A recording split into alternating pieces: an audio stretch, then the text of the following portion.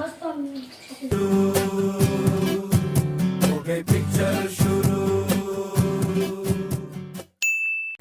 આ જોયો માર્ક્સ તમારા છોકરાઓના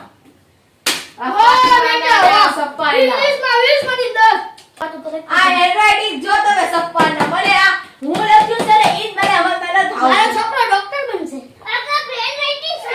બોબોના મારો છોકરો ડોક્ટર બનશે અરે હા